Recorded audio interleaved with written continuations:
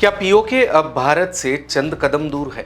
क्या अगले कुछ दिनों में भारत की तरफ से कुछ बड़ा होने जा रहा है और उसके केंद्र में वही पाक अधिकृत कश्मीर है जिसे पीओके कहा जाता है? ये हम नहीं बल्कि देश के आम लोगों से लेकर पत्रकार और डिफेंस एक्सपर्ट तक आजकल आकलन कर रहे हैं।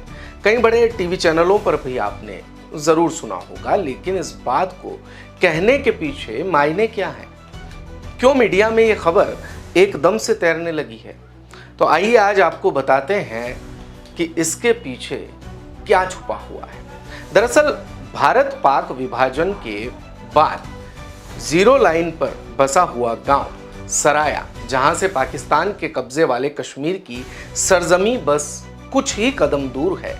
ऐतिहासिक सराया गांव की कैमरे में बंद कुछ तस्वीरें सोमवार को सामने आई हैं गूगल पर, जिनमें गांव खाली दिखाई दे रहे हैं। पीओके दरअसल जम्मू कश्मीर का वो हिस्सा है जिसे पाकिस्तान ने 1947 में अपने अधीन कर लिया था। इसे अंतर्राष्ट्रीय स्तर पर पाकिस्तान प्रशासित कश्मीर के रूप में भी जाना जाता है। कथित तौर पर पीओके दो हिस्सों में विभाजित है, आजाद कश्मीर और गिलगित बाल्टिस्तान। पीओके की सीमा को भारत के साथ लाइन ऑफ कंट्रोल यानी एलओसी के रूप में भी जाना जाता है और इसी एलओसी के करीब जो गांव है कोटली, वो अब थोड़ा सा खाली दिखाई देने लगा है, यानी कि वहां के लोग अब पलायन कर रहे हैं। जहां की जनसंख्या के बारे में अगर बात करें यानी कि पूरे पीओके की, तो ये साल 2020 तक लगभग 52 लाख की आबादी के तौर पर थी। 8 जिलों में विभाजित इस क्षेत्र में मीरपुर, भीमबर, कोटली, मुजफ्फराबाद, बाग, नीलम, रावलकोट और सुधानोटी जिले हैं, जबकि इसके उत्तरी हिस्से में गिलगित बाल्टिस्तान है, जिनकी राजधानी गिलगित है।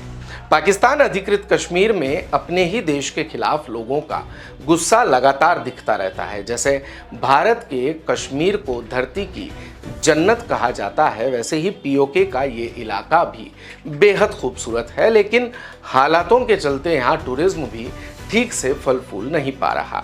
साल 2023 सितंबर तक पीओके में करीब 11,25,000 के तकरीबन टूरिस्ट आए थे और उससे पहले 3 लाख से कुछ ज्यादा ही संख्या थी। अगर उससे पहले के साल की बात करें तो लगभग 3.5 लाख।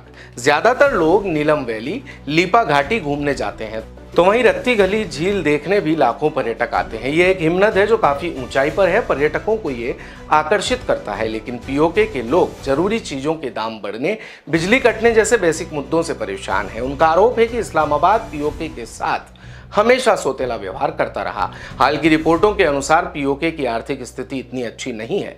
अपनी निकटता के कारण पीओके रणनीतिक रूप से पाकिस्तान के लिए बेहद महत्वपूर्ण है। ये कई अंतर्राष्ट्रीय स्थानों के साथ सीमा साझा करता है, जिसमें पश्चिम में पाकिस्तान का पंजाब और उत्तरी पश्चिमी सीमांत प्रांत, जिसे अब खैबर पख्तूनख्वा कहा जाता है, उत्तर पश्चिम में अफगानिस्तान का लखनहौल, उत्तर में चीन का जिंगियांग प्रांत और पूर्व में भारत का जम्मू और कश्मीर शामिल है। पाकिस्तान अधिकृत कश्मीर या आजाद कश्मीर बड़े कश्मीर क्षेत्र का वही हिस्सा है जो भारत और पाकिस्तान के बीच एक बेहद विवादास्पद मुद्दा रहा है। पीओके भारत के जम्मू और कश्मीर क्षेत्र के पश्चिम में स्थित है, जो पहले जम्मू और कश्मीर के पिछले शाही प्रांत का हिस्सा था। अब संयुक्त राष्ट्र और अन्य वैश्विक संगठनों द्वारा पाकिस्तान नियंत्रित कश्मीर के रूप में इसे संदर्भित किया जाता है, लेकिन अब भारत सरकार इस जटिल समस्या का शायद विधिवत समाधान करना चाहता है। वैसे भी पाकिस्तान अभी तक सर्जिकल स्ट्राइक वाला वो जवाब भूला नहीं है और अब पहलगाम के बाद पीएम मोदी द्वारा यह कहना कि आतंकियों को उनके किए की सजा उनकी कल्पना से भी बड़ी मिलेगी, ये कुछ इसी तरफ इशारा है। चाहे 2 दिन पहले उरी बांध से छोड़ा गया झेलम का पानी हो या 24 घंटों में भारत को खाली करके पाकिस्तानी नागरिकों को वापस भेजने का फैसला, सरकार का रुख इस बार तो आर पार का ही महसूस हो रहा है और शायद इसीलिए पीओके वाला ये आंकलन फिजाओं में अब खबर बनकर तैरने लगा है। देखते रहिए भारत कवरेज।